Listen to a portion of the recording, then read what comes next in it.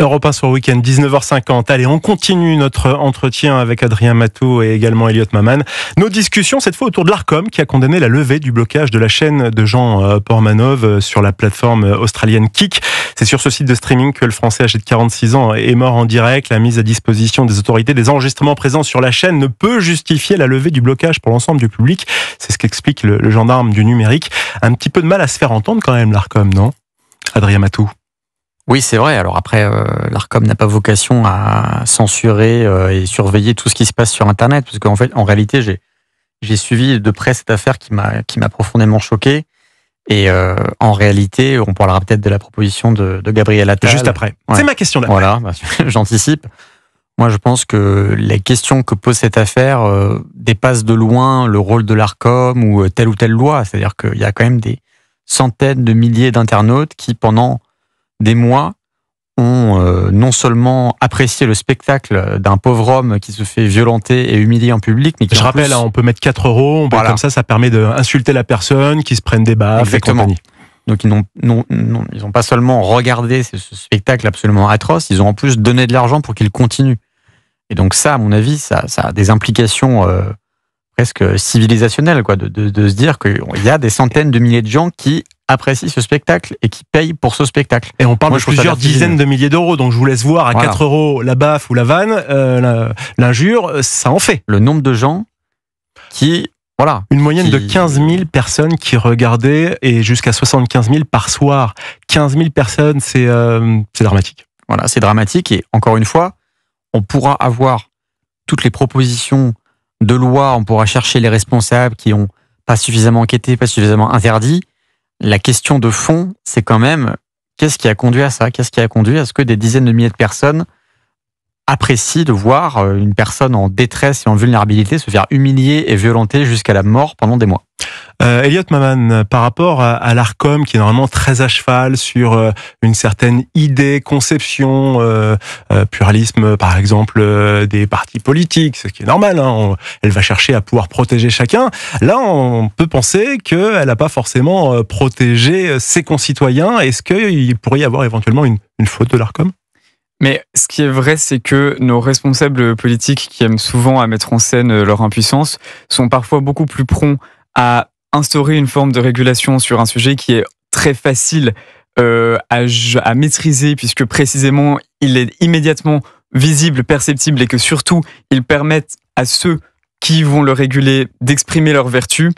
C'est-à-dire que les responsables politiques aiment beaucoup réguler l'expression et les modalités de l'expression, plutôt qu'ensuite de véritablement se saisir de sujets qui sont beaucoup plus vitaux d'un point de vue immédiat et de toute évidence beaucoup plus graves s'agissant des mœurs qui sont heurtées directement par l'affaire dont on est en train de parler.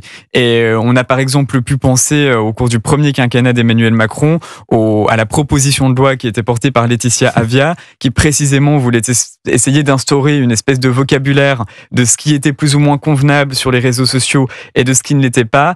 On pourrait se dire que accepter une espèce de modèle d'expression qui d'ailleurs en France est quoi qu'il arrive très loin de ce qui se passe par exemple aux États-Unis, mais du moins un peu plus libéral que celui qu'on nous propose, pour en revanche avoir une véritable action en redirigeant tous nos efforts et toute notre vigilance sur les cas de violence avérés qui sont diffusés sur Internet, parce que là, en l'occurrence, c'est un exemple parmi tant d'autres. Si on regarde sur Internet, on peut avoir accès à des choses qui dépassent l'entendement tellement elles sont effroyables.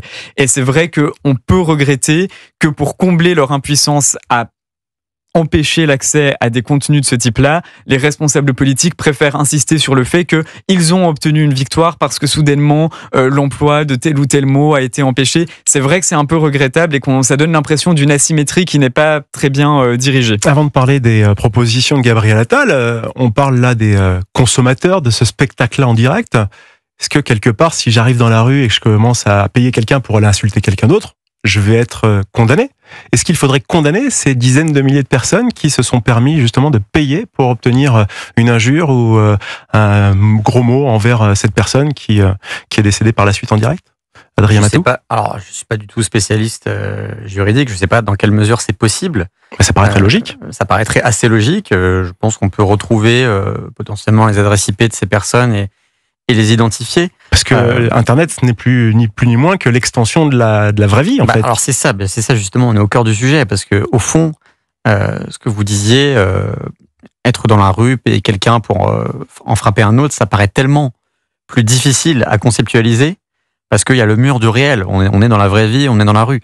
Et ils ont juste à mettre leur identité, vous verrez, ça va calmer beaucoup de gens. Bien sûr, mais la réalité, c'est que ça arrange personne, en fait, de mettre le virtuel peut-être donne cette illusion que ce n'est pas vrai, que ce n'est pas réel. Alors, pour avoir visionné quand même des vidéos de ce pauvre homme, Jean Portmanov, qui a fini par mourir, je ne comprends pas comment des gens ont pu faire une distinction, je doute qu'il l'ait fait en réalité, entre le pseudo virtuel d'Internet et la réalité des sévices que cet homme subissait. Mais, encore une fois, je pense qu'on est en queue de comète d'un phénomène de longue durée qui a peut-être commencé avec la télé-réalité dans les années 2000 et qui, au-delà du fait de la pure violence ou de la question des écrans, est le fait de regarder des individus être humiliés ou s'humilier. Et ça, c'est quelque chose qui me semble est nouveau à l'échelle de 30 années, mais qui est vraiment profondément rentré dans les mœurs de certaines catégories de la population. Et c'est, à mon avis, ça qu'il faut interroger en priorité. Merci d'écouter Europe 1 Soir Week-end avec notamment Gabriel Attal qui, lui, face à cette histoire, sordide histoire du décès de Jean Portmanov, qui propose de nouvelles mesures contre, alors là c'est un peu plus large, on parle de l'addiction aux écrans. Elliot Maman, le président du groupe Ensemble pour la République, qui à l'Assemblée nationale plaide pour des dépistages à l'école, interdiction des réseaux sociaux avant 15 ans et un couvre-feu numérique pour les adolescents. Beaucoup de paroles, mais combien vont pouvoir passer? Le couvre-feu numérique, c'est du bon sens. Oui, absolument, mais il y a deux choses et je serai très bref parce que je crois qu'on arrive à la fin de l'émission et qu'Adrien Matou avait des choses à dire sur le sujet. Simplement, la question du couvre-feu numérique renvoie aussi à l'éducation qui est directement fournie par les parents parce qu'en réalité, l'État pourra initier tous les projets qu'ils désirent tant qu'on aura des parents qui vont estimer que les écrans sont leur auxiliaire d'éducation très direct, on va quand même avoir d'importantes difficultés. Et deuxième chose, il serait bon aussi que l'éducation nationale fasse sortir les écrans des salles de classe. On a beaucoup de rapports de professeurs qui sont dans une situation de désarroi absolu parce que précisément ils ne peuvent plus échapper aux écrans qui sont directement intégrés à leur manuel pédagogique, à leur capacité pédagogique. Et ça, c'est quand même extrêmement délicat. Effectivement, Elliot Maman qui a l'œil sur le conducteur, il a raison, il nous reste 45 secondes, Adrien Matou. Eh bien, je vais être bref, je pense que Gabriel Attal fait de la politique un petit peu à l'ancienne et qu'il a une tendance que personnellement je trouve assez dommageable, qui est un fait divers, une loi. Je suis pas sûr qu'il faille forcément raisonner comme ça, je pense qu'il a tendance à vouloir se faire remarquer et à rester dans le débat public en faisant des propositions après chaque fait divers. Honnêtement, cette question du couvre-feu numérique, on est pour, on est contre, mais c'est pas comme ça qu'on va régler les problèmes aussi fondamentaux et même quasiment civilisationnels, je le disais, comme celui que symbolise la mort de Jean Portmanov. Ouais, l'ancien Premier ministre qui propose aussi le passage en noir et blanc des vidéos au-delà de 30 minutes de visionnage. Et pour compléter son dépistage à l'addiction aux écrans, Gabriel Attal veut instaurer un premier dépistage à l'entrée du collège et le second au lycée. Effectivement, action-réaction, on verra ce que ça donne.